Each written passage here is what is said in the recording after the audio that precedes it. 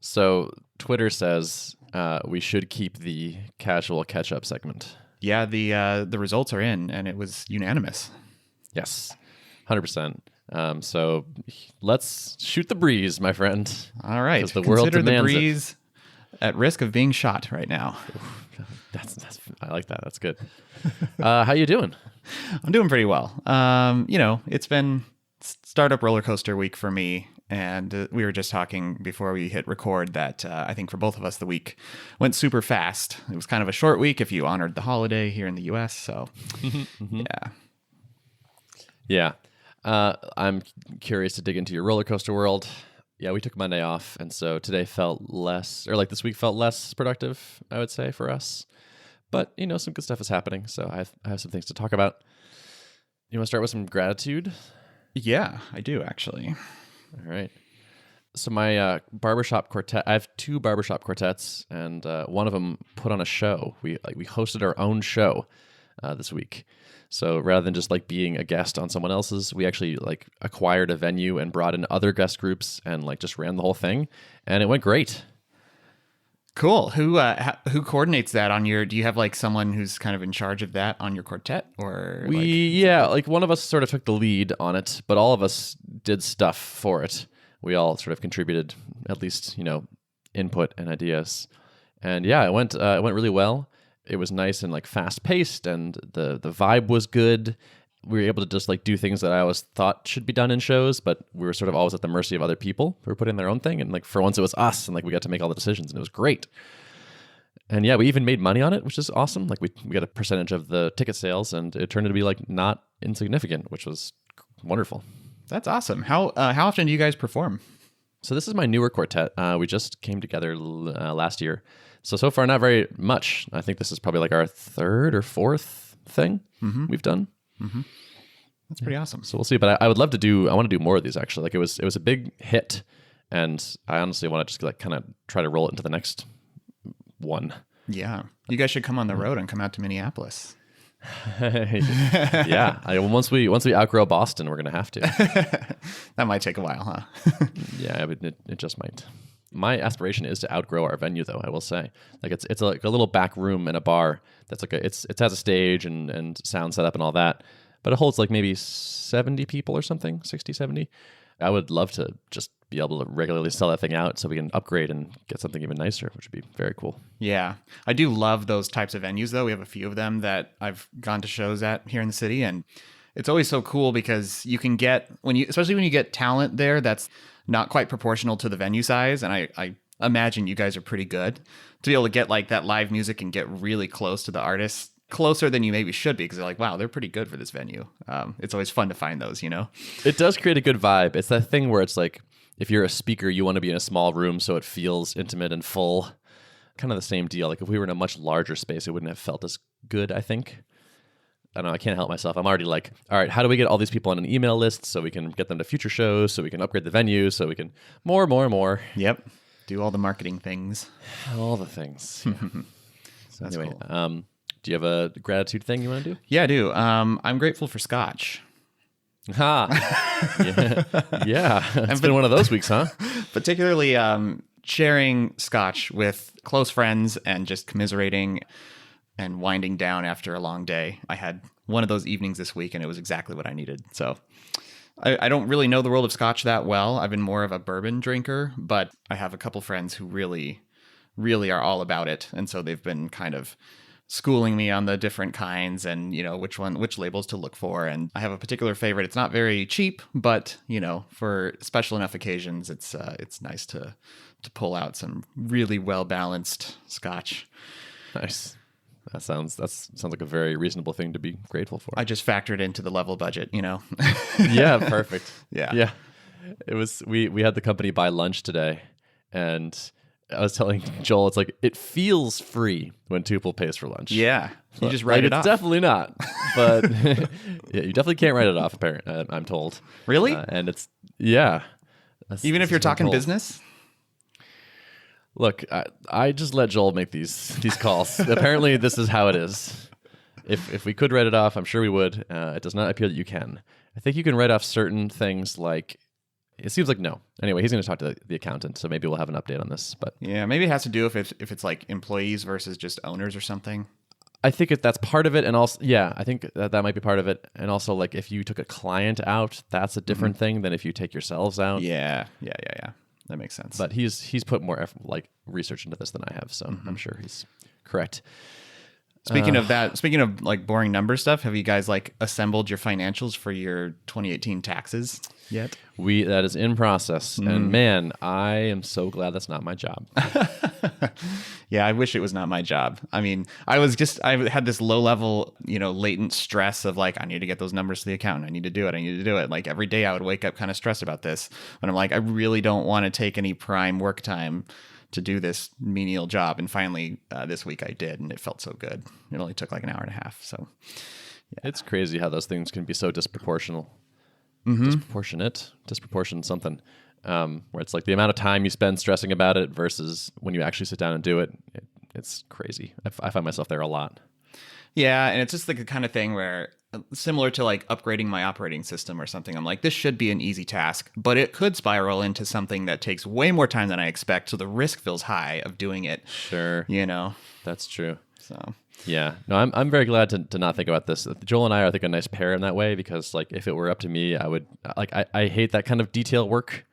Like I'm so all about the big picture, and we would probably not pay taxes for years and operate in various illegally in many different ways. Offshore accounts. But Joel and is such. Joel is all about like doing those things properly and kind of enjoys it, I think. So it's great for me. That's a good pair then. I'm grateful for that, by the way. But also, so I set a goal to try to meditate every day in February. With 2 misses was my goal, and so far I'm on track. So I have taken my 2 misses. But it's February 22nd, and so I have 6 more sessions to go, and then I'll be there. Nice. So you're using an app to help facilitate it? Yeah, I'm actually using an app that I haven't tried before. It is Sam Harris's app. It's called Waking Up, and it's good. I like it. It's different. I've used Headspace in the past, and that was great too. But this is kind of just a different take on the same idea, but also nice. I'm getting the same benefits that I usually get, which is like I feel a little bit harder to knock off my centeredness, which is very useful as in the startup up and down type world. Absolutely. Yeah. So, yeah. What else is up with you? Let's see. Well, I'm grateful for Spotify surfacing new music that can kind of like help re-energize my workday. So this last week I discovered Naughty Professor. I saw you tweet that. Yeah. I'm all about that. Like, it's just, and it's funny. I find these things that like I will binge on, an album or 2 or just kind of a playlist, and then I'll burn it out. I'm bummed that that's like something that happens with me. I know other people can kind of listen to the same music for different lengths, or some people can like even loop the same song over and over again for like days or weeks at a time. And I just can't do that, because I reach a certain point with music where like I really can't stand listening to this anymore, and maybe I'll revisit it in a year. So I'm always glad when I discover something new that really like vibes with, the kind of level of energy I need while I'm cranking through tasks.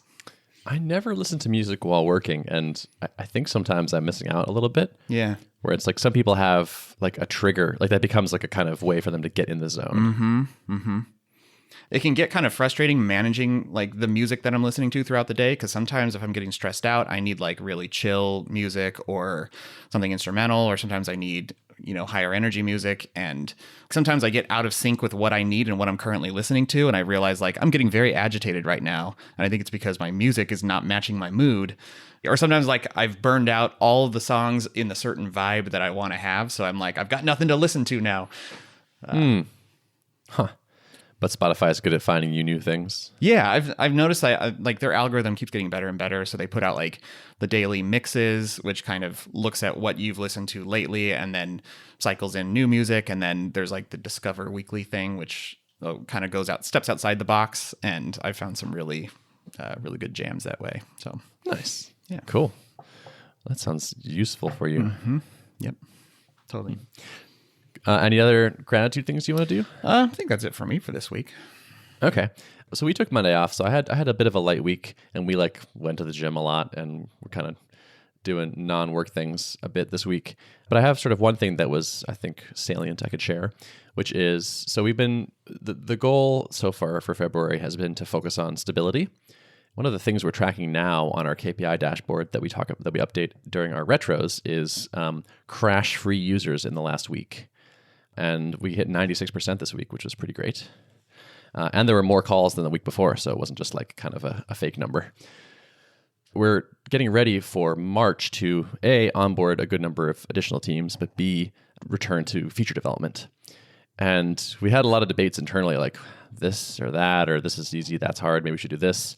And we did the stupid, obvious, do what you're supposed to do thing of actually putting together a survey and emailing our users, our customers, and saying like, hey, which of these are interesting to you? And there was like such an obvious winner that it was like, wow, imagine if we didn't do this and built something other, that would be so dumb. Yeah. So for us, it was more than 2 people on a call. So you need to rename it to Threeple. Yeah, Fourple. Exactly. Well, actually, I mean, a tuple can apparently have any number of things in it. So That's true. Yeah. It's funny because if you'd asked me about that, I would have assumed that would be very low priority for most people. Like it's a pair programming app. Like when would you ever need multiple people? That doesn't make any sense. But turns out lots of people bring in extras for another set of eyes during code review, or all kinds of things. So now this sounds technically complex. Does it mean you have to seamlessly share cursors between more than 2 people, or is it just an observer? Yeah, that's a great question. And so that is actually our question, which is, okay, now we need to go back to all these people that want this and be like, okay, like, what do you think this actually looks like? Because it's not clear to me, honestly. Like my guess is like, if you and I were having a call and you and I could control a machine and then we want to bring in a third observer kind of person, maybe it's okay if they don't have any control at all, in which case this is easier, still hard, but easier. Or maybe you're imagining this beautiful, wonderful, we're all collaborating, swapping off control seamlessly, beautifully kind of thing. And then it's harder. I think we did the right thing of the first step of like, okay, let's actually ask people what they want. But the next thing is like, don't just ask that. Now really make sure we understand each other, basically. It's like when I wrote that, what did you picture? And when are you going to use this and how? Yeah. And that aligns really nicely with one of my observations this week, which is like, I'm trying to be proactive at making a habit of asking better questions and always digging a layer deeper than what I assume. Because hot takes are so easy, and it's so easy for someone to just say like, this is what I want, or this is my opinion, or what I believe to be a fact about how something should work. It's easy for the person receiving that information to fill in the blanks and be like, oh, I can kind of assume why they said that or why they believe that. But then digging a layer deeper, for me, it's like happened like 3 times this week where I've gotten back information that was quite a bit different than what I assumed, and helps with the problem, especially when you're doing product development, of someone proposing a solution to a problem they have. And if you can just dig a layer deeper, you as the product designer generally have a better sense of how to approach the problem. And it may be what they suggested, or it might be something tangential that ties in with something else. And so I've just found a lot of value in doing that extra layer of digging. Definitely. I wonder like how far I'm going to take this, where I feel like a few years ago, I wouldn't have been like, hey, what should we build next? But now I know to do that. And now I know, okay, and what do you mean by that is like level 2. Yeah. And like, what's level 3 that I haven't even thought about yet? Yeah. Like, what would someone that was really good at this do? Mm-hmm. Mm-hmm. We'll see. I feel like I should read about jobs to be done. That seems like that world. Yeah. Yeah. I haven't really dug into that too deeply. I just kind of know the surface level stuff. Mm-hmm. Oh, I heard you on Startups for the Rest of Us, by the way. Oh, yeah. Yeah. I think that went out a couple weeks ago, but I just bumped into it. Mm-hmm. Yeah. It was fun. How was that? It was fun. It's nice to, I'm kind of on a cadence now, like every 6 months or so, I end up back on there to kind of catch the audience up on what's happening with Level. So, yeah, it's always fun to chat with Rob on air and kind of catch the folks up. Yeah. Do you guys like chat informally outside that much? Oh, yeah. Yeah.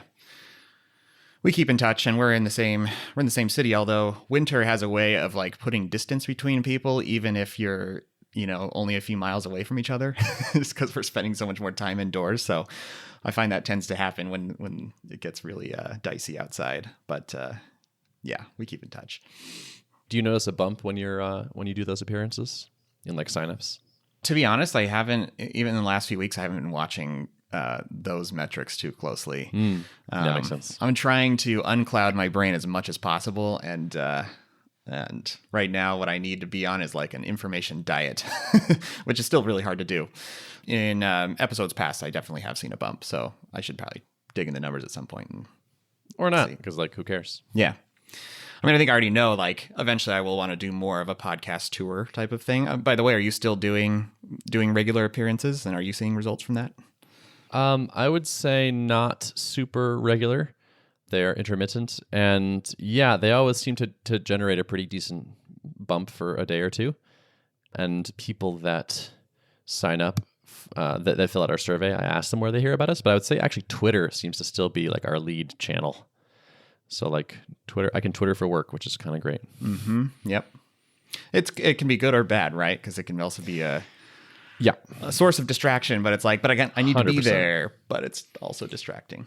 Yeah, no, there's a better way to do it than what I've been doing, which is just like, oh, it's work related-ish sometimes, so let me just look at Twitter whenever I'm bored. Yep. That's not the answer. So working on that. Yeah. Always a work in progress for me. Yeah, I've been trying to do a no Twitter before noon thing, and I'm doing okay at it. Most days I would say I'm doing it. Mm-hmm. Yeah, I feel like I'm at the point where I maybe need to set some kind of goal or some kind of line in the sand like that with Twitter interaction, because I get industry insights from it, and I get a pulse of what people are talking about, and so it's like a source of industry news and staying in touch and keeping people warm with what I'm doing, but it's just such a distraction, so I need to figure out how to balance that. Yeah, I think scheduling it is probably the way. Mm-hmm. Like, I do Twitter marketing type things from this time to this time. Yeah. And like the rest of the time is not Twitter time. Yeah. Yeah. Oh, yes. We have all the same problems. Mm-hmm. Mm-hmm. Same old. Yep. Dealing with the brain. Yes. Anyway, so what's been up with you for the week? I'm still on the same task that I talked about last time, which is this kind of what's turned into a longer running kind of performance overhaul, and especially helping with kind of the real-time updating of the interface type of story. It's really in high demand from my team of 10 that are still piloting the product heavily. I've been putting myself under quite a bit of stress this week to try to get that shipped, and I don't think I'll quite make it, but I'm definitely over the hump of like the hard work, but there's still quite a bit left to do. I find this is like remains to be true that my happiness is proportional to how long running the current task I'm on is. So like, and I really wanted to split this up into smaller chunks, and I did a few before I like dove into it. I was able to peel off a few small things that helped address some issues, but just the nature of this, like it involves changing a bunch of stuff in the Elm front end, and you can't really cheat a whole lot with Elm, like because the strong type system is there to ensure correctness. If it was just a kind of a loosey-goosey JavaScript application where I could like, well, this part is like not fully comprehensive, but I can go ahead and just like rework part of it and ship that, and it'll be kind of half broken in certain edge cases, and you can't do any of that with Elm. So for better or worse, I'm kind of stuck in this like in the middle of this big refactor, which honestly would be a nightmare if I was not using a typed language on the front end, I think. But it's just turned into, many days worth of work and a huge diff. So, yeah. But it sounds like it's motivated by the right reasons. Yeah, I'm so amped to get this shipped. Like it's gonna mean like as you flip between channels and your home screen and your feed of all the things you're following, like once you've loaded things once, it's going to reuse all that data cached on the front end. So it'll be instantaneous changes between pages. And I'm simplifying the way the channel view and the aggregated home view are now like using the same type of filtering. And so there's just a bunch of like things that felt kind of inconsistent and I've been getting consistent feedback from this team on like, well, what do you guys think about if I organize it this way? And I've even posted some sketched mock-ups into the feedback channel and gotten some good like feedback from them. So I'm really excited to get it shipped, and I think it's going to totally improve their perception of the product in so many ways. Totally. Yeah. It's so gratifying to actually ship stuff to people and like fix their world. because you know it's a thing you probably should work on. So like it helps you like direct yourself, and then like you get to give someone something that they wanted and like make their life better. It's like, it feels great. Yeah, it's just, again, so good to have a team that's heavily using the product. The smaller teams I had using it just weren't putting it through the same level of paces and had the same expectations of like living in this communication tool, doing a lot of back and forth. So again, gratitude once again for this team for doing this. Yeah, totally. You know, very cool. Yeah, I'm psyched to hear how they like that. Yeah, me too. We've had some improvements. Like one thing we did recently is, we think this is correctly done. We'll see, TBD. But like we've added the like proxy server support, more or less, so that if you have a restrictive firewall, you can still do a call. And so we're testing that out on staging, and we have some people that have that situation trying that out, and hopefully it'll work for them. But I was just starting to feel like. And like we're also like we shipped a new way of updating the app, so like you only get the diffs, and so like each update is really small and happens really fast, and there's like a one-click update, and like we're about to put out like a feedback button where it's like, tell us how things are going, and that just like all these little things are starting to like compound, and like it's starting to feel like this is like becoming like a pretty okay app. Like the parts that I don't like are getting smaller, and the parts that I do like are getting bigger, and it's like, wow, like I'm starting to see like, okay, this might one day like be something like really good. Eventually you can make software that's great. I don't know. People can sense the level of maturity of a product, I think, and that like lends it just credibility that's like hard to quantify, I guess. And like I've seen some feedback from folks who tried out Level early on, and in my mind, it was still like it addressed the main problems that I was seeking to address. So in that sense, I felt like it was at least a complete MVP. But like I've seen feedback since, as people have been watching updates, like, yep, Level is definitely getting better. Like it's just, there's more features for sure, but like just certain things feel right. And that only comes from iteration and getting real users using it and feedback and all that kind of stuff. Totally. Yeah. Yeah. It's nice. It feels really good to me. This is like a thing I struggle with. And I know you do too. It's just like, is the product any good? And so like starting to see these wins like kind of stacking up. And then like we shipped this like proxy server thing, and someone was like, wow, that was fast. And it's like, yeah, like that's part of the thing here. Like we have to be fast, basically, where it's like we're asking people to come on the journey and trust that the parts that are not that good will get fixed quickly and get brought up to speed. So getting that reaction was like very gratifying. I'm sure you have a similar situation with your team of 10, right? Like they're like, oh, these things suck. Like, okay, well, like let's see how fast he fixes them. Yes. Yeah, exactly. And that's where part of my own pressure on myself comes from. Like, this is probably going to be the longest running, task that I work on in a while, hopefully.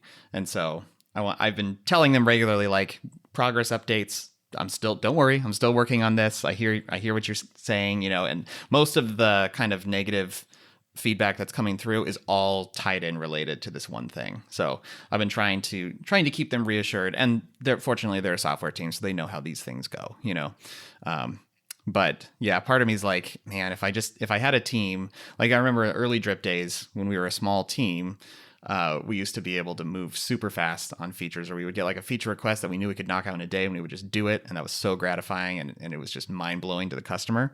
I still aspire to have that kind of level of responsiveness, but it's tricky being solo right now because like there's just so many things I could be spending my time on, and I got to remember not to spend too much time in product development and totally ignore, marketing or just higher level strategy thinking. But vacillating between the two, I'm finding, is very difficult to like plunge into nitty gritty details of product development and then come up for air and think about like, how should I recraft the messaging on my marketing site, and what should my questionnaire have in it, and all this kind of stuff. Yeah, for sure. That's a challenge. Yeah. We just talked about today was like going on a retreat again. A lot of the Rails stuff has kind of fallen on my plate because I'm relatively good at it. And so it's like, oh, well, like we should do this and this and this. And it's like, yeah, but like I'm constantly pulled into other things, like sales related stuff in particular, and onboarding things. And I was like, we should do a retreat and just like, we'll just all write code for like 3 or 4 days. Like just like figure out what the things are and just go nuts on it. That I think will be fun, just to have that focus. Yeah, totally. Are you guys still using Slack for your internal stuff, or are you mostly just interfacing with your alpha people, or what's your communication tooling like? Yeah, so we were just talking about this today. So I threw out the idea of shutting down Slack for our customers because they mostly don't use it. So they will sometimes come in and drop a little bit of feedback in there, or like, oh, I ran into a bug here. But they mostly don't use it that much. A lot of people that get invited never actually even accept the invite. And like the ones that do, I'm not sure it's actually that beneficial to be a real-time medium, honestly. Like it has all the classic Slack problems where it's like someone needs to respond to it and then like create some other means of tracking that fact that we're looking into this bug for somebody or whatnot. So we're going to revisit that next week and talk about it, but especially because we're about to ship this feedback mechanism within the app. So like ideally, I think that just goes into something like some sort of help ticket system. And then we can just sort of assign them to ourselves and make sure we follow up with them and all that. I don't think the synchronous thing actually proves to be that useful. But we are using it a decent amount ourselves, I would say. Is it super useful? I don't know. It's candy. It's like fun to just talk about stuff sometimes. Like especially when we're working from home and whatnot, and we have like that Huzzah channel, and so it's pretty good. But we need some sort of like a real time, like I need to ping you thing, and we do need to be like, hey, are you coming over now, or are you going to come over in 30 minutes, kind of thing. And like, yeah, it's like SMS has been the answer to that before, but my phone is unreliable somehow with SMS all of a sudden, so we have fallen back to Slack basically. Yeah. Yeah, and at that team size, like it makes sense that you sort of do need like a more structured text messaging, basically, and that's kind of how you're using it. So, yeah, it's pretty lightweight for us right now. Mm-hmm. Cool. Someday I'll get you guys on level when it makes sense. Yeah, sure, totally. One other thing I've been doing this week has been onboarding calls. So we tried with a couple teams doing like a self-serve onboarding thing, where I wrote up a email campaign. But I think the email campaign was like too heavy-handed, had too many emails, had too many details. Someone explicitly told us that. She was like, I kind of want to unsubscribe from this. I saw a bunch of other people unsubscribe from it. So I was like, okay, I don't think this is actually... I went a little nuts, I think. And so I pared that down a lot. But actually for now, I've been just onboarding people manually. And I kind of missed it. Like it's fun to show people the product for the first time and get like positive reactions and build a little bit of rapport with them. And so I don't know, I'm leaning towards sticking with that, even though it is kind of it's a time investment for sure, but I think it's one I'm interested in continuing to make for a little while. Mm-hmm. I feels like you'll know the right time when truly there are other priorities that are more pressing than making that contact with your customers. And I think the bar has to be pretty high before I think you would get to that point. Yeah, you know? Exactly. And I think the next thing we're going to do on this retreat actually is automate the parts of that are not valuable. Right now, I manually create user accounts and issue Stripe an invoice and like have them pay it. And like there's all this stuff that doesn't really add any value to have me do it. And so I think the goal is to automate all those bits and then just have like, okay, now you do like the only thing that I'm needed for is like actually doing the call and like becoming your friend, basically. Mm-hmm, mm-hmm. Yep, that sounds like a sound plan. Cool. Yeah. Anything else up with you? No, I think that's about it. I'm gonna just, hopefully by next recording we'll have this massive overhaul shipped, and we'll be hopefully reporting back some good news. So yeah, super curious to hear how it's received. Yeah. Cool. Well, fingers crossed, my man. Thank you. Cool. Well, have a great weekend and such. You as well. And the folks can find show notes at artofproductpodcast.com. Thanks for listening. See ya.